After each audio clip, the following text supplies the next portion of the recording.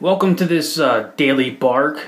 I'm Victor Vargas, and you may be thinking or wondering what the hell's up with this Daily Bark thing, and why does a dog and barking have anything to do with composition? So let me tell you a story. A few years ago, I'm a big dream guy. I get a lot of dreams, and I don't take them literally per se, but I do look into them to try to understand what is my subconscious trying to illustrate to my conscious. And so years ago, I had this dream where I was a really like an old man, maybe late 80s, 90s, and I was living in this village near a harbor. So it was a place maybe like Portugal, Spain kind of vibe to it. And I had this little cottage up on a hill that overlooked the water. And you can see the boats and smell the sea and everything. And so during the daytime, what I would do is I would walk down from my studio with my black lab Norman, after Norman Rockwell, and I would walk down to the local village, and I would meet with about 3 or 4 other little old dudes, and we would sit around at this cafe, drink coffee, basically waste a couple hours bullshitting and trying to, pretend we're solving the world's problems and everything. And my studio dog would be next to me and he'd be chill, So at the end of this conversation, I get up and I walk back up the hill to my little cottage. And I get back into my studio and I begin to paint. And as I'm painting, I end up having a heart attack. And I fall down and I die. And as at least in the dream, as I leave my body and I see my flesh laying there, my corpse, I notice that my dog is trapped inside the cabin, inside the cottage. And I felt really, really sad about that.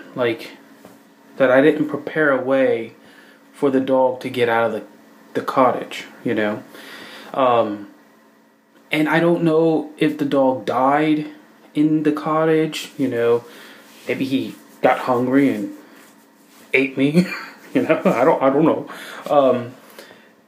And so this is probably a dream I had, 10, 15 years ago, roughly, somewhere in there. And so I was talking to one of my friends, Costanza, a little old lady out of New York, a little artist, and one of the most amazing souls I've ever met in my life. And I shared this story with her, and she got really, really sad.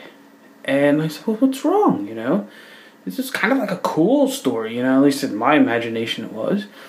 And she's like, oh, it's so sad. And what she explained to me was her interpretation of the dream was that composition, design, aesthetic design and composition was the dog. That's my studio dog. And if I don't get this message about composition, the importance of it, then I'm going to die alone in my studio, and composition, this information, will die with me. And that really, really hit me.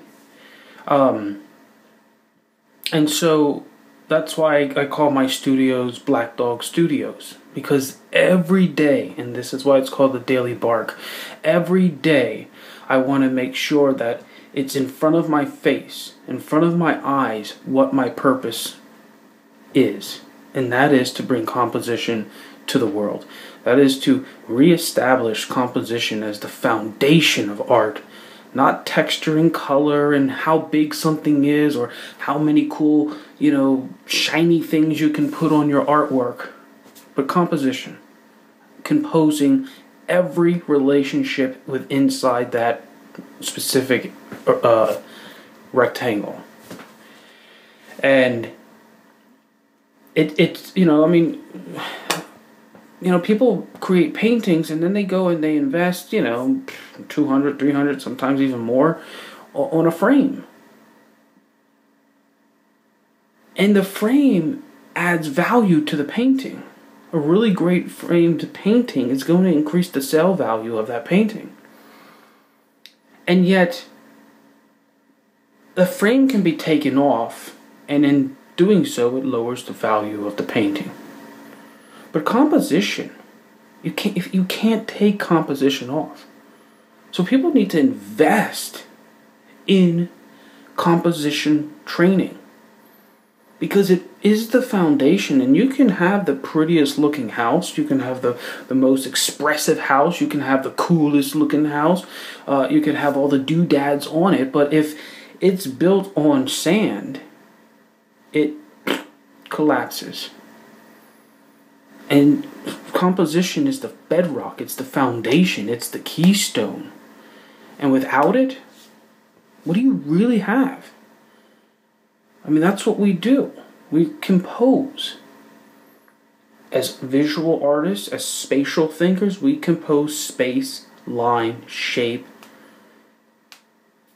and the relationships of them. We can add value into their temperature and color and texture at some point.